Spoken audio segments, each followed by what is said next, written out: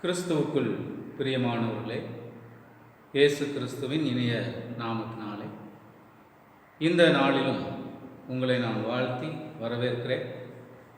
கர்த்தருடைய வார்த்தையை நாம் தியானிக்க கூடி வந்திருக்கிறோம். கர்த்தருடைய வார்த்தைக்கு செல்வதற்கு முன்பதாக தலைவணங்கி நாம் ஜெபம் செய்வோம். எங்கள் அன்பின் பரலோகத்தின் தகப்பனை, ஆசீர்வாதமான இந்த மனமகிழ்ச்சியின் நாளுக்காக, இந்த ஆராதனை வேலைக்காக உம்மை நாங்கள் நன்றியோடு துதிக்கிறோம், ஸ்தோத்திரிக்கிறோம். அப்பா, உம்முடைய வார்த்தையை நோக்கி நாங்கள் வந்திருக்கிறோம். பரிசுத்த ஆவியானவர் தாமே அடிமை மறைத்து சகல சத்தியத்திற்குள்ளும் நீர் எங்களை வழிநடத்தும்படியாக மன்றாடுகிறோம்.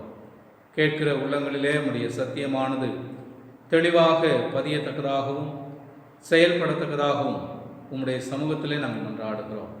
தேவரீர் எங்களோடு கூட இருந்து நீர் எங்களை சத்தியத்திலே வழி நடத்துவீராக. இயேசு கிறிஸ்து மூலமாய் இந்த ஜெபத்தை எடுக்கிறோம் பிதாவே, ஆமென். தொடர்ந்து நாம் ஜெபத்தை குறித்து தியானித்துக் கொண்டிருக்கிறோம்.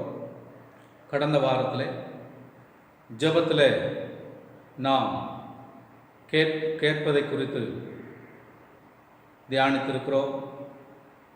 நேரம், எந்த நேரத்தில் கேட்க வேண்டும், எதை கேட்க வேண்டும், யாருக்காக கேட்க வேண்டும், யாரிடத்தில் கேட்க வேண்டும் என்பதையெல்லாம் நாம் தியானித்திருக்கிறோம். அதனுடைய தொடர்ச்சியாக இந்த நாளிலும் நம்முடைய தியானத்தை ஜெபத்தை குறித்ததான தியானமாகவே நாம் செய்ய இருக்கிறோம். லூக்கா எழுதின நற்செய்தி நூல் 11ஆம் அதிகாரம் 9வது வசனத்திலிருந்து 13வது வசனம் வரை உள்ள பகுதியை நாம் தியானிக்க போகிறோம்.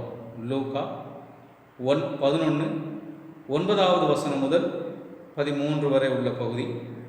9வது வசனத்தில் ஆரம்ப பகுதியை நாம் பார்க்கும் பொழுது, மேலும் நான் உங்களுக்கு சொல்லுகிறேன் என்று ஆரம்பிக்கிறார். மேலும் என்றால் முன்பதாக சொல்லப்பட்ட காரியங்களை காட்டிலும் அடுத்த ஸ்டெப் நம்ம ஜெபத்தில் என்ன செய்ய வேண்டும் என்பதை கவனிக்க அவர் நம்மை அழைக்கிறார். நம்முடைய ஜெபங்களிலே நாம் எப்படிப்பட்ட நிலைப்பாடு கொண்டவர்களாக இருக்க வேண்டும், நாம் கேட்கிற காரியங்களை பெற்றுக்கொள்வதிலே எப்படிப்பட்ட நிலைப்பாடிலே நாம் இருக்க வேண்டும் என்பதை குறித்து அவர் நமக்கு கற்றுக் கொடுக்கிறார். இந்த பகுதியிலே நமக்கு கவனிக்க வேண்டிய மிக முக்கியமான வார்த்தைகளை நாம் மறந்துவிடக்கூடாது. இந்த பகுதியிலே 3 வார்த்தைகள் நமக்கு ரொம்ப முக்கியமான வார்த்தைகள். 9வது வசனத்தை உங்களுக்காக நான் வாசிக்கிறேன். மேலும் நான் உங்களுக்கு சொல்லுகிறதாவது, கேளுங்கள், அப்பொழுது உங்களுக்கு கொடுக்கப்படும், தேடுங்கள், அப்பொழுது கண்டடைவீர்கள், தட்டுங்கள், அப்பொழுது உங்களுக்கு திறக்கப்படும். கேளுங்கள், தேடுங்கள், தட்டுங்கள் என்று 3 வார்த்தையை அங்கே பயன்படுத்துகிறார். ஜெபத்தில் நாம் கேட்கும் பொழுது எப்படி, என்னென்ன வழிமுறைகளிலே கேட்க வேண்டும் என்பதை வலியுறுத்துகிற 3 வார்த்தைகள். இந்த வார்த்தைகளை நம்ம பின்னாடி உள்ள வசனங்களை கவனிப்போமானால் 11, 12, 13 இந்த 3 வசனங்களிலே கேளுங்கள் என்கிற அந்த முதல் வார்த்தையை மையப்படுத்தி தான் அங்கே விளக்கம் கொடுக்கப்பட்டிருக்கிறது. தேடுங்கள் என்கிற வார்த்தைக்கும் தட்டுங்கள் என்கிற வார்த்தைக்கும் அதற்குரிய விளக்கம் அங்கே கொடுக்கப்படவில்லை. அப்போ இந்த 3 வார்த்தைகளுக்கும் என்ன பொருள் என்பதை நாம் தெரிந்து கொள்ள வேண்டும். இந்த 3 வார்த்தைகளையும் நாம் சற்று கவனிப்போமானால், கிரேக்க வார்த்தையிலே முதல் வார்த்தை கேளுங்கள் என்பது ஐக்கையோ என்கிற மூல பாஷையிலிருந்து ஐக்கைட்டே, ஒரு கட்டளையாக, இம்பரேட்டிவ் மூட் என்கிற இலக்கண வகையில் அது கொடுக்கப்பட்டிருக்கிறது. கட்டளையாக கொடுக்கப்பட்டிருக்கிற ஒரு வார்த்தை. ஐட்டையோ என்கிற மூலப்பதத்திலிருந்து வருகிற ஒரு வார்த்தை. அந்த வார்த்தையினுடைய ஆங்கில மொழிபெயர்ப்பு என்னவென்றால் ஆஸ்க், ASK என்று அதை ஆங்கிலத்தில் நம்ம மொழிபெயர்க்கலாம். கேளுங்கள். 2வது வார்த்தை தேடுங்கள். தேடுங்கள் என்கிற வார்த்தையும் ஜெடைட்டே, ஜெடைட்டே என்கிற கிரேக்க வார்த்தை பயன்படுத்தப்பட்டிருக்கிறது. ஜெடையோ என்கிற வார்த்தையிலிருந்து வந்த ஒரு வார்த்தை. இதுவும் இம்பரேட்டிவ் தான், அதாவது கட்டளை வாக்கியம் அல்லது கெஞ்சி கேட்கிற ஒரு பதத்தில் எழுதப்பட்டிருக்கிறது. தேடுங்கள். மூன்றாவது வார்த்தை தட்டுங்கள். பொதுவாக நம்ம தட்டுங்கள் அப்படின்னா கதவை தட்டுகிற ஒரு விஷயத்தை நம்முடைய சிந்தை யோசிக்க ஆரம்பிக்கும். இந்த இடத்துல தட்டுங்கள் என்ற வார்த்தை பயன்படுத்தப்பட்டிருக்கிறது. தட்டுங்கள் என்ற வார்த்தை கிரேக்க பதத்தில் குருயட்டே அப்படின்னு அங்கே போடப்பட்டிருக்கிறது. குருயட்டே என்றால் குருஓ என்று பொருள்.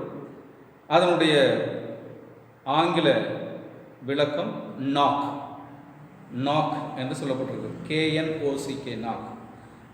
தட்டுங்கள், தேடுங்கள் என்கிற வார்த்தைக்கு சீக், SEEK, சீக்.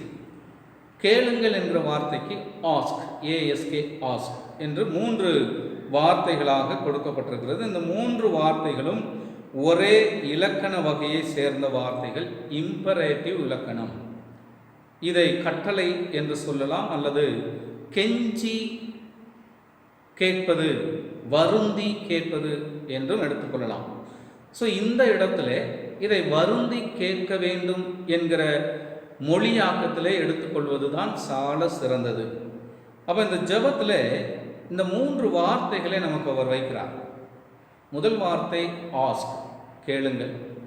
இது நமக்கு எளிதில் புரியக்கூடிய ஒரு வார்த்தை. கேளுங்கள், யார்கிட்டையாவது ஒரு பொருள், எனக்கு அந்த பொருளை கொடுங்க, எனக்கு இந்த தண்ணி கொஞ்சம் கொடுங்க, எனக்கு பேனா கொஞ்சம் கொடுங்க என்று கேட்டு வாங்குவது, அதான் ஆஸ்க். ரெண்டாவது வார்த்தை தேடுங்கள். அப்படின்னா நம்ம பொதுவாகவே புரிந்து கொள்வது, எங்கோ வைத்திருக்கிற பொருளை கண்ணுக்கு தெரியாமல் இருக்கிறது, அதை தேடி எடுக்க வேண்டும் என்றுதான் அது பொதுவாகவே நாம் அர்த்தம் கொள்வோம். அதே நேரத்தில் தட்டுங்கள் என்பது மூடப்பட்டிருக்கிற கதவை தட்டி திறப்பதற்காக தட்ட வேண்டும் என்று பொருள். ஆனால் இந்த இடத்துல நம்ம உன்னிப்பாக நீங்கள் கவனிக்க வேண்டும், கேளுங்கள் என்கிற வார்த்தைக்கு மட்டும்தான் உதாரணம் கொடுக்கப்பட்டிருக்கிறது. நம்ம 11வது வசனத்திலிருந்து 13ஆம் வசனம் வரைக்கும் தட்டுங்கள் என்கிற வார்த்தைக்கு உதாரணம் கொடுக்கவில்லை. தேடுங்கள் என்கிற வார்த்தைக்கும் உதாரணம் கொடுக்கப்படவில்லை. அப்போ இந்த 3 வார்த்தைக்கும் என்ன பொருள் என்று நாம் யோசிக்கும் பொழுது, இதனுடைய கிரேக்க மொழியிலே இதனுடைய அர்த்தத்தை நான் தேடும் பொழுது 3மே ஒரே பொருளை மையப்படுத்தி மீண்டும் மீண்டும் வலியுறுத்தும்படி சொல்லப்பட்ட ஒரே வார்த்தை, ஒரே பொருள் கொண்ட வார்த்தை. ஒரே அர்த்தத்தை 3 விதமான வார்த்தைகளிலே அவர் போடுகிறார். அதாவது கேட்பது என்கிற ஒரு நிலை, ஒரு செயல் எவ்வளவு முக்கியமானது என்பதை அவர் சுட்டி காட்டுவதற்காக தான் 3 வேறு விதமான வார்த்தைகளை அவர் போடுகிறார். இதை நான் இன்னும் உங்களுக்கு விளக்க வேண்டுமானால், இந்த 3 வார்த்தைகளுடைய ஆங்கில வார்த்தைகளை நாம் எடுத்துக்கொள்வோம். ஆஸ்க், கேளுங்கள் என்கிற முதல் வார்த்தையினுடைய ஆஸ்க் என்கிற வார்த்தை, தேடுங்கள் என்கிற வார்த்தையினுடைய ஆங்கில வார்த்தை சீக், SEEK, சீக். நாக் என்று சொல்லப்படுகிற வார்த்தையில் ஆங்கில வார்த்தை. இந்த 3 வார்த்தைகளையும் வரிசையிலே நாம் எடுத்துக்கொள்வோமானால், கேளுங்கள் என்கிற வார்த்தையிலே ஆஸ்க், அதனுடைய முதல் எழுத்து A. தேடுங்கள் என்கிற வார்த்தை சீக், அதனுடைய முதல் எழுத்து S. நாக், அதனுடைய அந்த வார்த்தை, அதனுடைய முதல் எழுத்து K. இப்போ இந்த 3 வார்த்தைகளின் முதல் எழுத்தையும் தனியாக நம்ம எடுப்போமானால் ASK, ASK. இந்த 3 எழுத்துக்களும் ஒன்று சேர்ந்து நாம் படிக்கும் பொழுது ஆஸ்க், கேளுங்கள் என்ற அர்த்தத்தை வெளிப்படுத்துகிறது. ஆஸ்க் என்ற வார்த்தையிலிருந்து ஏயை எடுக்க வேண்டும், சீக் என்ற வார்த்தையிலிருந்து எஸ்ஸை எடுக்க வேண்டும், நாக் என்ற வார்த்தையிலிருந்து கே எடுக்க வேண்டும். எடுத்த இந்த 3 எழுத்துக்களையும் ஒன்றாக சேர்த்து எழுதும் பொழுது ஆஸ்க் என்ற ஒரு வார்த்தை அங்கே வருகிறது. அதுதான் இந்த 3 வார்த்தையினுடைய ஒரிஜினல் மீனிங், சரியான பொருள். ஏன் அப்படி மூன்றையும் அவர் 3 வார்த்தைகளாக பிரித்து சொன்னார் என்றால், நாம் கேட்கிற நிலையிலே ஒவ்வொரு நிலையை தாண்டி நாம் செல்ல வேண்டும் என்பதன் பொருள் அதான். ஒட்டுமொத்தமாக இந்த 3 வார்த்தைக்கும் ஒரே அர்த்தம், கேளுங்கள் என்பதுதான், ஆஸ்க் என்பதுதான்.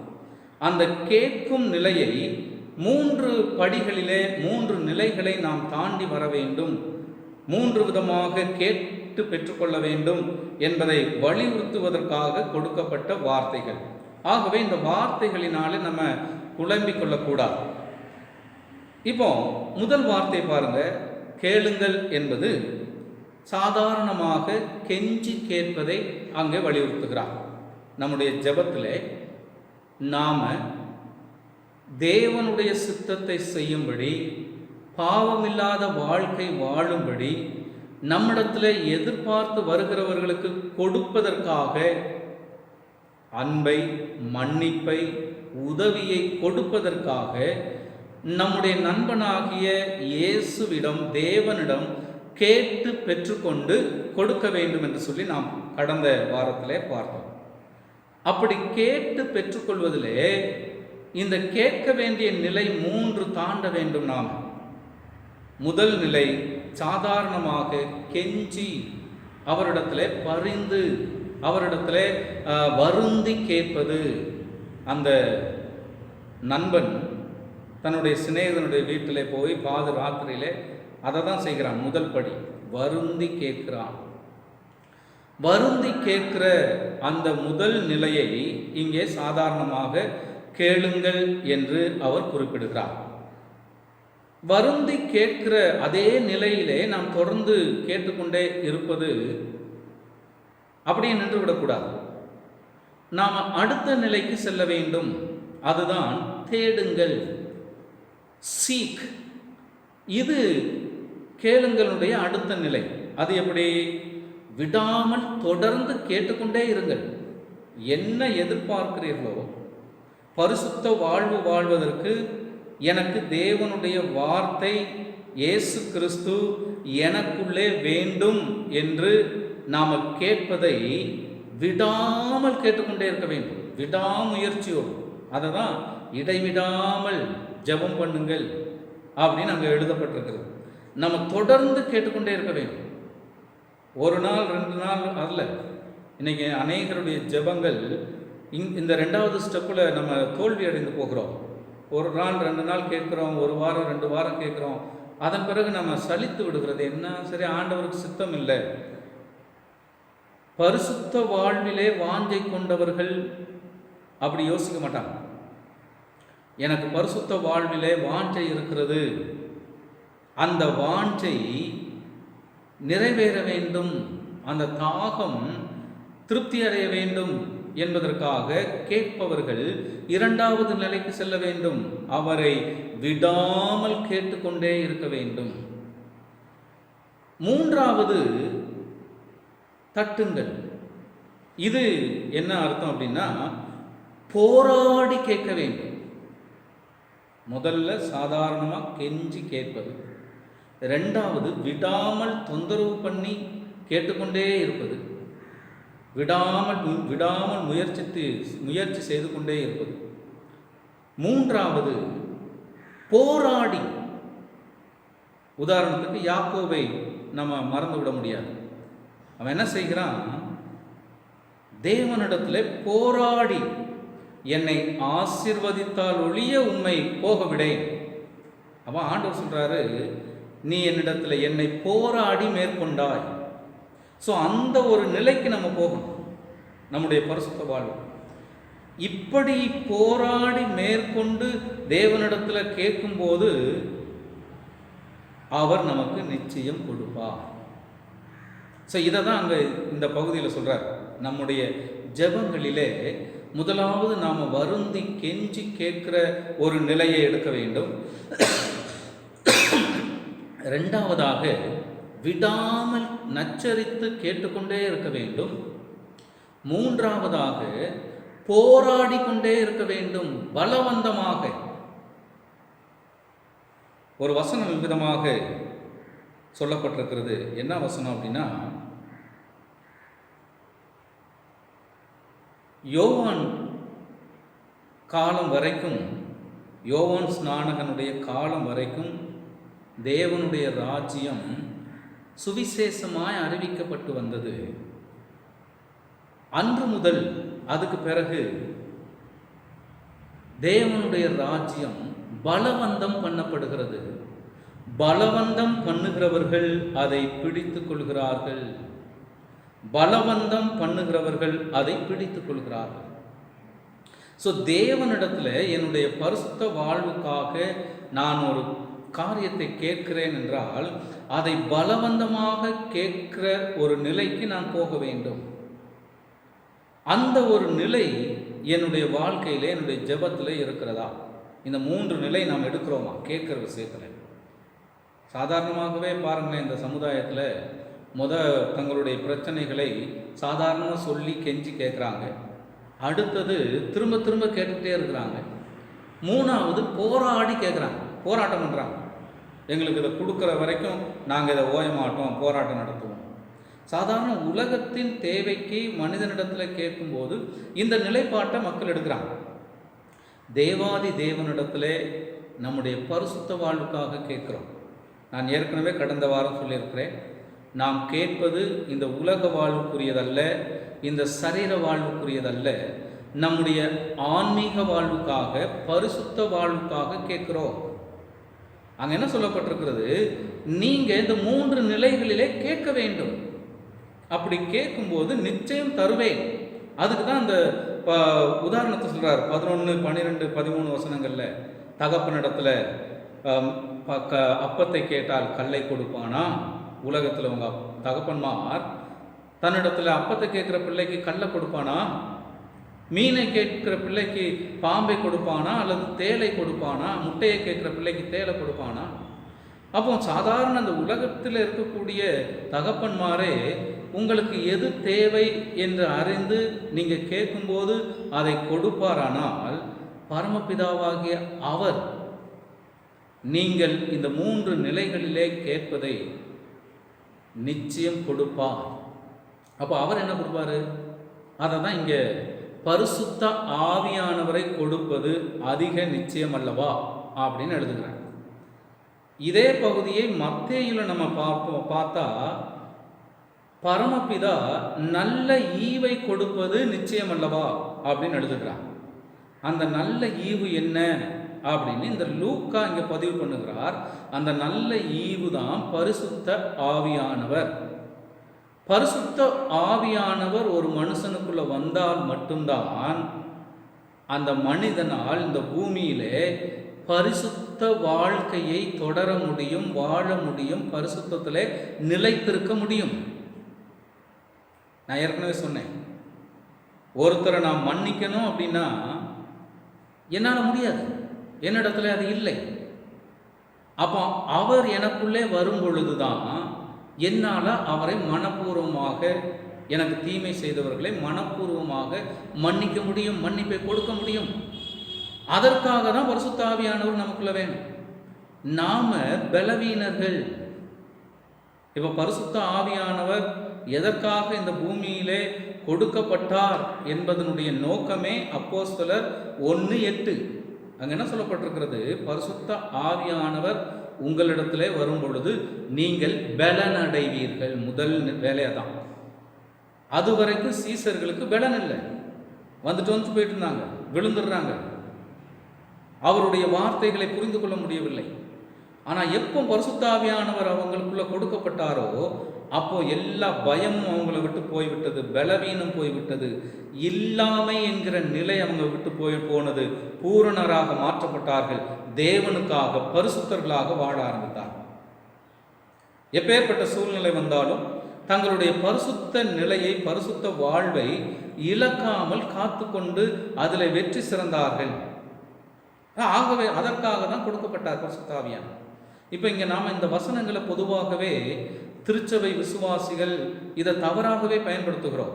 நமக்கு இப்போ உடம்புக்கு சரியில்லை, நீண்ட காலமாக ஒரு சரீர பிரச்சனை, இந்த வசனத்தை பயன்படுத்தி கேட்குறோம் ஆண்டவர்கிட்ட, ஆண்டவரே கேளுங்கள் அப்பொழுது உங்களுக்கு கொடுக்கப்படும் என்று சொல்லியிருக்கிறீரே, எனக்கு சரீரத்தில் இந்த வியாதி இருக்குது, எனக்கு சுகமாக்குங்க. தப்பு பண்ணுகிறோம், தேவனுடைய வார்த்தையை தவறாக பயன்படுத்துகிறோம். அதற்காக கேட்கும்படி சொல்லப்படவில்லை. இது நம்முடைய பரிசுத்த வாழ்வுக்காக கேட்கும்படி சொல்லப்பட்ட வார்த்தை வசனம். இப்போ எனக்கு ஒரு நல்ல வேலை வேணும், அல்லது நல்ல ஒரு குடும்ப வாழ்க்கை துணை அமையணும், அல்லது எனக்கு பண வசதியில் ஒரு முக்கியமான காரியத்துக்கு பணம் தேவை, கேளுங்கள் கொடுக்கப்படும் என்று சொல்லியிருக்கிறீரே, பயன்படுத்தக்கூடாது.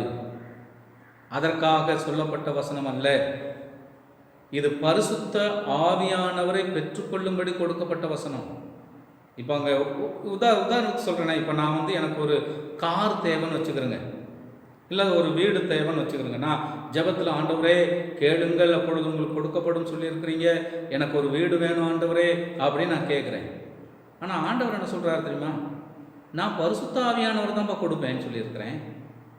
நீ இந்த 3 நிலைகளிலே கேட்கும்போது நான் பரிசுத்த ஆவியை தான் தருவேன்னு சொன்னேன். உனக்கு இந்த உலக காரியங்களை பூர்த்தி செய்வதற்காக நான் சொல்லவில்லை.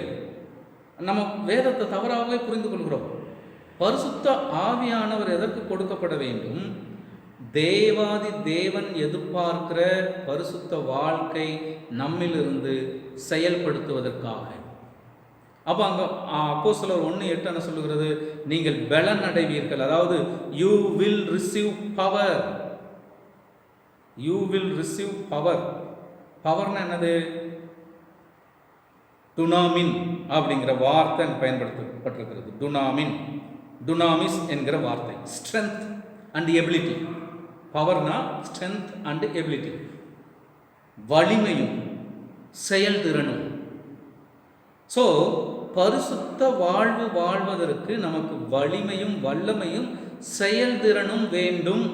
அஸ் அ ஹியூமன் பீயிங் நம்மிடத்தில் அது கிடையாது, அது இல்லை. தேவனுடைய சித்தத்தை செய்வதற்கு நமக்கு பலன் இல்லை, எபிலிட்டி இல்லை.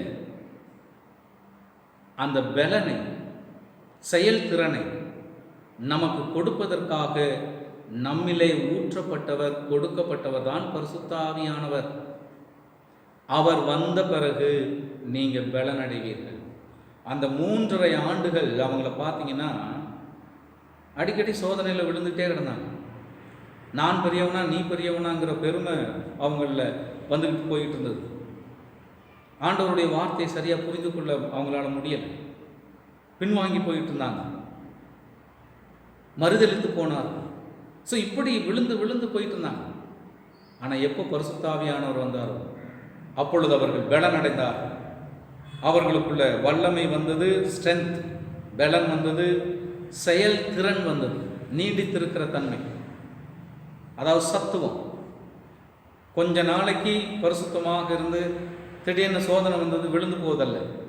சத்துவம் என்பது ஸ்டாமினா, நீடித்து உழைக்கக்கூடிய திறன். ஸோ அது நமக்குள்ளே இல்லை. அப்போ அது வேணும்னா பரிசுத்த ஆவியானவர் நமக்குள்ளே வேண்டும். ஏன்னா நம்முடைய ஆவி பலவீனமான ஆவி, மனுஷிக ஆவி, மாமிச ஆவி. இந்த ஆவியை வச்சு தேவனிடத்தில் பிரியமாக இருப்பது கூடாத காரியம். அப்போ அவருடைய ஆவியானவர் நமக்குள்ள வேண்டும்.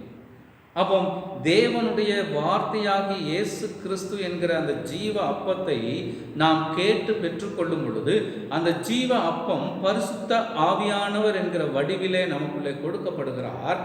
அவர் நமக்குள்ளே வந்த பிறகு நாம் பலன் அடைந்து ஜீவன் அடைந்து ஸ்டாமினா வந்து பரிசுத்த வாழ்க்கையில் நாம் தொடர்ந்து செயலாற்ற முடியும். எப்பேற்பட்ட துரோகம் செஞ்சவனையும் நம்மளால் மன்னிக்க முடியும். எப்பேற்பட்ட துரோகியையும் எப்பேற்பட்ட சத்ருவையும் நம்மளால் நேசிக்க முடியும். எப்பேற்பட்ட நபருக்கும் நம்மளால் உதவி செய்ய முடியும். இயேசு கிறிஸ்து இந்த பூமியில் அப்படி தான் வாழ்க்கை முறையை வாழ்ந்து காட்டினார். ஸோ அந்த இயேசு கிறிஸ்துனுடைய ஆவியானவர் நமக்குள்ளே வரும் பொழுது நம்மை பலனடைய செய்கிறார். நாம் பலனடைந்த பிறகு திருச்சபையிலும் சரி, நம்முடைய சொந்த இடத்திலும் சரி, அல்லது வெளியிடங்களிலும் சரி, எல்லா இடங்களிலும் நாம் அவருக்காக பரிசுத்த வாழ்விலே சாட்சிகளாக இருக்க முடியும். என்பதை இந்த இடத்துல அவர் சுட்டி காட்டுகிறார். அதுக்கு தான் சொல்லுகிறார், பரிசுத்த ஆவியை கொடுப்பது அதிக நிச்சயம் அல்லவா. இன்னைக்கு நிறைய ஊழியக்காரங்களும் இந்த வசனங்களை தப்பாக தான் உபதேசிக்கிறாங்க. உங்களுக்கு ஏதாவது வேணுமா, உபவாசம் இருந்து கேளுங்க, ஆண்டவர் நிச்சயம் கொடுப்பார், என கேளுங்கள் கொடுக்கப்படும் என்று சொல்லியிருக்கிறாரே என்று இந்த வசனத்தை தவறாக பயன்படுத்துகிறார்கள். உலகத்தின் தேவைக்காகவும் மாம்சீக தேவைக்காகவும் கேட்டு வாங்குவதற்காக கொடுக்கப்பட்ட வசனம் அல்ல. நம்முடைய ஆவிக்குரிய தேவைக்காக, பரிசுத்த வாழ்வு வாழ்வதற்காக, அதற்கு என்ன வேண்டுமோ அதை பெற்றுக்கொள்வதற்காக கொடுக்கப்பட்ட வார்த்தை தான் இது. எனக்கு அன்பான தேவனுடைய பிள்ளைகளே, இன்னும் சுருக்கமாக சொல்லணும் அப்படின்னா, கலாத்தியர் 5ஆம் அதிகாரம் 19வது வசனத்திலிருந்து 21வது வசனம் வரை இருக்கக்கூடிய மாம்சத்தின் கிரியைகள் நம்மிலிருந்து வெளிப்படாமல் இருக்க வேண்டுமானால் நமக்கு பலன் வேண்டும், சத்துவம் வேண்டும். நமக்கு ஸ்ட்ரென்த் தேவை, எபிலிட்டி தேவை. எதுக்கு? மாம்சத்தின் கிரியைகள் நம்மிலிருந்து வெளிப்படாமல் இருக்க. அதே கலாத்தியர் 5:22-23 வசனங்கள் சொல்லுகிறது இல்லையா, ஆவியின் கனி. அந்த கனி நம்மிலிருந்து வெளிப்பட வேண்டுமானால் அதற்கும் நமக்கு ஸ்ட்ரென்த் அண்ட் எபிலிட்டி தேவை. பலனும் சத்துவமும் நமக்கு அவசியம். அது இந்த பரிசுத்த ஆவியானவரால் மட்டும்தான் நமக்கு கொடுக்க முடியும். பரிசுத்த ஆவியானவர் நமக்குள்ளே வந்தால் மட்டும்தான் அது நடைபெறும். பரிசுத்த ஆவியானவர் நமக்குள்ளே வராவிட்டால் இது எதுவுமே நமக்குள்ள கிடைக்காது. அன்பானவர்களே, நம்ம கொஞ்சம் யோசிக்கணும், எதற்காக அவர் நம்மை கேட்க சொல்லுகிறார். இப்போ குடும்பங்களில் கணவனால் மனைவியை மன்னிக்க முடியலை, மனைவியினிடத்தில் அன்பு கூற முடியலை, மனைவிக்கு உதவி செய்ய முடியலை, மனைவியால் கணவனுக்கு மன்னிக்க முடியலை, கணவனை நேசிக்க முடியலை, கணவனுக்கு உதவி செய்ய முடியலை, உறவினர்கள் கூட சண்டை, அக்கம் பக்கத்தில் இருக்கவங்க கூட சண்டை, இப்படி பல பிரச்சனைகள், பொறாமை, கோல் சொல்கிறது, முதுகுக்கு பின்னாடி பேசுறது, இல்லாததையும் பொல்லாதையும் சொல்கிறது, ரகசியமாக தூண்டி விடுவது, தந்திரமான யோசனைகள் செய்வது, குடிப்பழக்கம், விபச்சாரம், வேசித்தனம், அசுத்தம், சண்டை போடுறது, இப்படி பல காரியங்கள் விசுவாசிகளுக்குள்ளே இருக்கிறது. ஸோ இவை வெளியே போகணும் அப்படின்னா பரிசுத்த ஆவியானவர் வந்தாதான் முடியும். இது நம்முடைய வாழ்க்கையில் இல்லாமல் பரிசுத்தம் மட்டுமே வெளிப்பட வேண்டுமானால் பரிசுத்த ஆவியானவர் நமக்குள்ளே வர வேண்டும். அதை தான் கேட்டு பெற்றுக்கொள்ள வேண்டும். இந்த 3 நிலைகளிலே கெஞ்சி கேட்க வேண்டும், வருந்தி கேட்க வேண்டும், விடாமல் கேட்டுக்கொண்டே இருக்க வேண்டும், போராடி கேட்க வேண்டும். அப்படி கேட்டால்தான் இந்த பரிசுத்த வாழ்க்கை நமக்கு கிடைக்கும்.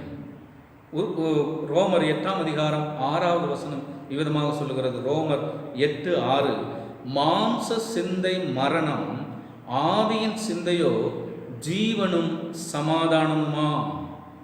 மாம்ச சிந்தை மரணம், ஆவியின் சிந்தை ஜீவனுக்கும் சமாதானத்துக்கும் ஏற்றவைகளை நமக்கு செய்கிறது. இப்போ கொஞ்சம் யோசித்து பாருங்க, இன்னைக்கு இந்த உலகத்தில் வாழ்கிற நமக்கு மாம்ச சிந்தை இருக்குதா, ஆவியின் சிந்தை இருக்கிறதா? மாம்ச சிந்தை எப்பொழுதுமே இந்த மாம்சத்தை சாட்டிஸ்ஃபை பண்ணுவதற்காக, இந்த மாம்சத்தின் தேவைக்காக ஓட சொல்லும், செயல்பட சொல்லும், செயல்பட தூண்டும்.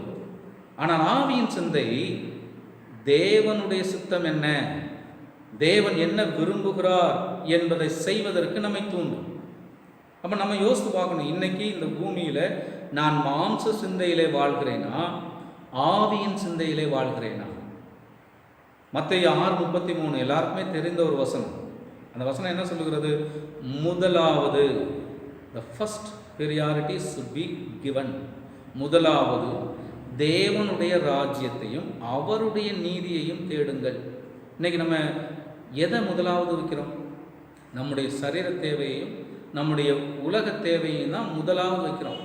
நேரம் இருந்தால் தான் ஆண்டவருக்காக நம்ம செயல்படுகிறோம். நேரம் இருந்தால் ஆலயத்துக்கு வருகிறோம், நேரம் இருந்தால் ஜெபிக்கிறோம், நேரம் இருந்தால் வேதம் வாசிக்கிறோம், நேரம் இருந்தால் ஊழியங்கள் செய்கிறோம், நேரம் இருந்தால் வேத பாட வகுப்பு வருகிறோம். இப்படி தேவனுடைய காரியங்கள் என்பது இன்றைக்கு திருச்சபைகளிலே ஆப்ஷனலாக மாறிவிட்டது. ஆனால் வேதம் என்ன சொல்லுது தெரியுமா? The worldly things must be the secondary. அதுதான் ஆப்ஷனலாக இருக்கணும், இதுதான் ஃபர்ஸ்ட்.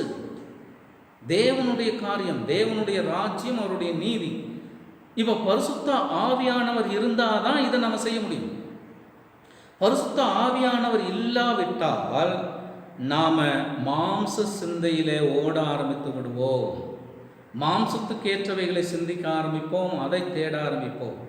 ஆனால் பரிசுத்த ஆவியானவர் நமக்குள்ளே இருந்தால் மட்டும்தான் நாம் பரிசுத்தத்துக்குரியவைகளை தேடவும் தேவனுடைய ராஜ்யத்தையும் அவருடைய நீதிக்கும் நேராக ஓடவும் நம்மால் முடியும்.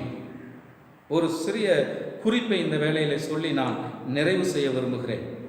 இன்னைக்கு நிறைய திருச்சபைகளிலே பரிசுத்த ஆவியானவரை தவறாக பயன்படுத்துகிறதை நாம் பார்க்கிறோம். பரிசுத்த ஆவியானவர் புரியாத பாஷைகளை பேசி அங்கேயும் இங்கேயும் ஆடி அலைக்கழித்து புரண்டு உருண்டு எழுவதற்கு கொடுக்கப்பட்டவர் அல்ல. காதுள்ளவன் கேட்க கடவுள். பரிசுத்த ஆவியானவர் கொடுக்கப்பட்டதனுடைய நோக்கமே நம்மை பாவத்திலிருந்து மீட்டெடுத்த இயேசு கிறிஸ்து காட்டுகிற புதிய வழியிலே, பரிசுத்த வழியிலே தொடர்ந்து பாவம் செய்யாதபடி ஓடுவதற்காக. அதை தான் யோவான் 14ஆம் அதிகாரத்தில் நமக்கு சொல்லுகிறார். அவர் வந்தால் பாவத்தை குறித்தும் நீதியை குறித்தும் நியாய தீர்ப்பை குறித்தும் கண்டித்து உணர்த்துகிறவர்.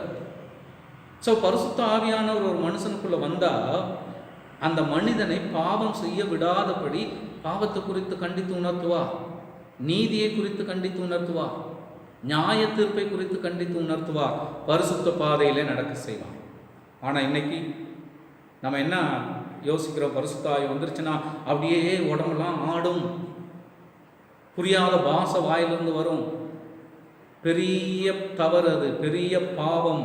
பரிசுத்த ஆவியானவரை தவறாக பயன்படுத்துவது, தவறாக சித்தரிப்பது. அதற்காக கொடுக்கப்பட்டவர் அல்ல. மீண்டும் சொல்லுகிறேன், பரிசுத்த ஆவியானவர் நம்மை பரிசுத்த வழியிலே நடத்துவதற்காக கொடுக்கப்பட்டவர். எனக்கு அன்பான தேவனுடைய பிள்ளைகள், பரிசுத்த வாழ்க்கையை விரும்புகிறவர்கள் அந்த பரிசுத்த வாழ்வுக்காக தேவனிடத்திலே இந்த 3 நிலைகளிலே கேட்க வேண்டும். கெஞ்சி கேட்க வேண்டும், வருந்தி கேட்க வேண்டும். 2வது, அவரிடத்தில் விடாமல் கேட்டுக்கொண்டே இருக்க வேண்டும். எனக்கு பரிசுத்த வாழ்க்கை முக்கியம், நான் அதை வாழ வேண்டும். 3வது, அவரிடத்தில் போராடி கேட்க வேண்டும். பரிசுத்த வாழ்வுக்காக நம்ம போராடி கேட்காவிட்டால் நம்மால் பரிசுத்த வாழ்க்கை பெற்றுக்கொள்ள முடியாது. அவர் பரிசுத்த ஆவியானவரை கொடுக்கிறார். பரிசுத்த ஆவியானவர் நமக்குள்ளே வரும் பொழுது நாம் அந்த பூமியிலே அவருக்கு சாட்சிகளாக, பரிசுத்தவான்களாக, தேவ பிள்ளைகள் என்கிற பெயருடைய ஜெபத்தில் சொன்னது போல அவருடைய நாமத்தை பரிசுத்தப்படுத்துகிறவர்களாக இருப்போம். இந்த வசனத்தை உலக காரியத்துக்கு நம்ம பயன்படுத்துவோம் அப்படின்னா இந்த கண்டினியூட்டி போயிடும், தனியாக வெளியே வந்துடும். இதை பரிசுத்த வாழ்வுக்காக எடுத்தால் மட்டும்தான் இந்த 11ஆம் அதிகாரம் 1லிருந்து அதனுடைய தொடர்ச்சி கரெக்டாக வந்துடும். நாங்கள் என்ன சொல்லுகிறோம்? உம்முடைய நாமத்தை நாங்கள் பரிசுத்தப்படுத்த வேண்டும். நீர் எங்களை பலப்படுத்தி பரிசுத்தப்படுத்த எங்களை செய்ய வேண்டும். அதற்கு பரிசுத்த ஆவியானவர் இருந்தால் தான் முடியும். எனக்கு அன்பானவர்களே, பரிசுத்த வாழ்வை நாம் தேவனிடத்தில் போராடி தொடர்ந்து கேட்டு கெஞ்சி கேட்டு அதை பெற்றுக்கொள்ளும் பொழுது இந்த பூமியிலே நாம் அவருக்கு சாட்சிகளாக, பரிசுத்தவான்களாக நிலைத்திருக்க முடியும். தலைவணங்கி செபிப்போம். கிருபை நிறைந்த எங்கள் அன்பின் தகப்பனே, ஆசீர்வாதமான உடைய வார்த்தைக்காக நன்றி செலுத்துகிறோம்.